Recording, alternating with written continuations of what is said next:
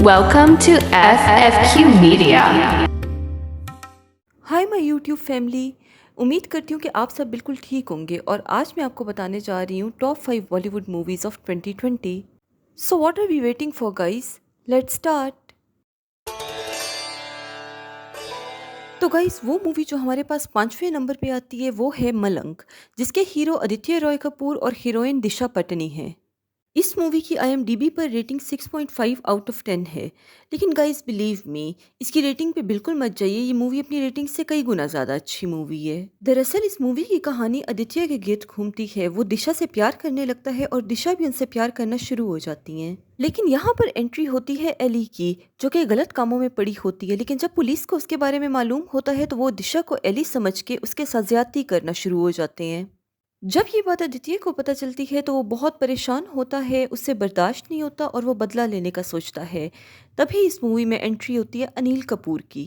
वो भी एक पुलिस ऑफिसर होते हैं और वो इस केस का पता लगाने की कोशिश में लग जाता है। तो दोस्तों अब आखिर आगे क्या होने वाला है? क्या अनिल सच का पता लगाने में कामयाब हो जाएगा और क्या आदित्य अपना बदला लेने में कामयाब हो जाएगा? ये जानने के लिए आपको देखनी पड़ेगी मलंग। तो गाइस चौथे नंबर पे जो मूवी हमारे पास आती है वो है मिसेस सीरियल किलर। इस मूवी की हीरोइन जैकलीन फर्नांडिस हैं और इस मूवी के हीरो मनोज बाजपेयी हैं। गाइस इस मूवी की रेटिंग IMDb पर 4.1 आउट ऑफ 10 है। लेकिन बिलीव मी, ये मूवी बहुत ही ज्यादा अच्छी मूवी है। दरअसल इस मूवी की कहानी जैकलीन के गिर्द घूमती है और मनोज बाजपेयी उसका शौहर होता है।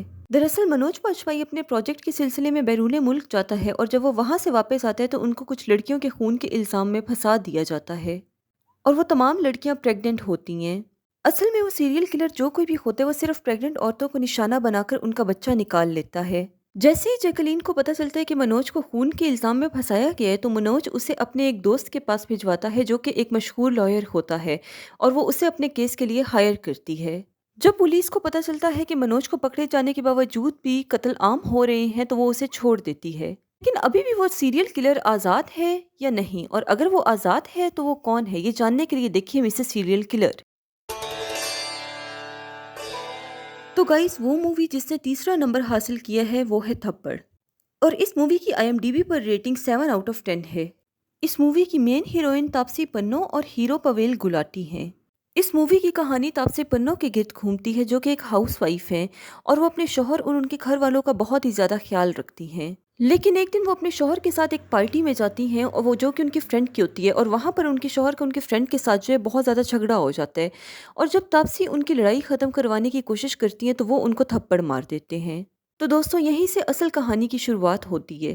तापसी ये सब बर्दाश्त नहीं कर पाती और वो घर छोड़कर चली जाती हैं और कुछ दिन बाद उन पर केस करवा देती हैं।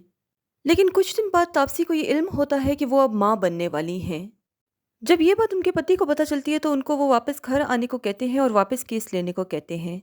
तो दोस्तों क्या तापसी ये केस ख़त्म करवा देंगी और क्या वो वापस घर आने पे मजबूर हो जाएंगी? ये सब जानने के लिए आपको देखनी पड़ेगी थप्पड़।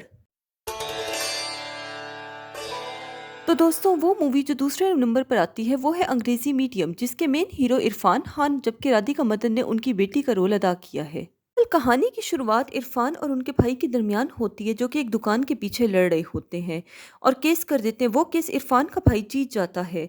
वहीं पर राधिका का ख्वाब होता है कि वो लंदन जाकर अपनी हायर स्टडीज पूरी करे। एक दिन राधिका को पता चलता है कि उनके स्कूल और लंदन यूनिवर्सिटी के दरमियान एक कंपटीशन है और जिसमें टॉप 3 पर आने वालों को लंदन भेजा जाएगा। राधिका इसके लिए बहुत सख्त मेहनत करती है और आखिरकार टॉप 3 में आ जाती है। जब इरफान को इस बात की खबर होती है तो वो बहुत खुश होता है और वो राधिका के साथ उसका गोल्ड मेडल लेने के लिए उसके स्कूल जाता है और जब वो स्कूल जाता है तो वहां पर उसी जज को देखता है जिन्होंने उसका मुकदमा लड़ा था। असल इरफान का भाई उन्हें एक बार नशे की हालत में बताता है कि उन्होंने उस जज से कोई रिश्वत दी थी, इसी वजह से उसने केस मेरे हक में कर दिया। इरफान के पास उसके फ़ोन में वो रिकॉर्डिंग होती है, वो रिकॉर्डिंग सारों के सामने सबको सुनवा देता है। इसी तरीके से राधिका के लंदन जाने का ट्रिप जो है वो कैंसिल हो जाता है। तो दोस्तों क्या राधिका के लंदन जाने का ख्वाब पूरा हो पाएगा? इस सब को जानने के लिए आपको देखनी पड़ेगी अंग्रेजी मीडियम।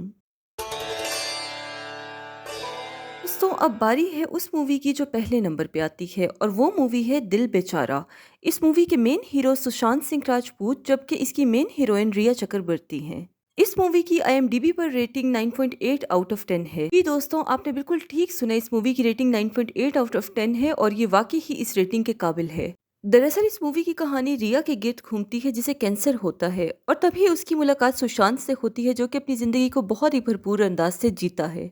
आखिरकार वो दोनों एक दूसरे से प्यार करने लग जाते हैं और रिया की ख्वाहिश होती है कि वो मरने से पहले अपनी तमाम ख्वाहिशात पूरी करे, तो वो ज़्यादा टाइम सुशांत के साथ बिताना शुरू कर देती है।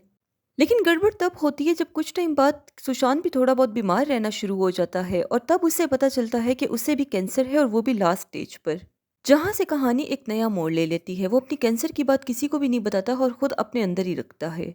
तो दोस्तों, क्या रिया पता लगा पाएगी कि सुशांत को कैंसर है? ये जानने के लिए आपको देखनी पड़ेगी दिल बेचारा। तो दोस्तों, अगर आपको मेरी वीडियो पसंद आई है तो मेरी चैनल को लाइक, शेयर और सब्सक्राइब करना मत भूलिएगा और साथ साथ बेल आइकन को भी प्रेस कर दीजिएगा। फिर मुलाकात होती है एक नई वीडियो के साथ। If you enjoyed my content, please like, share, and subscribe. Thank you for watching.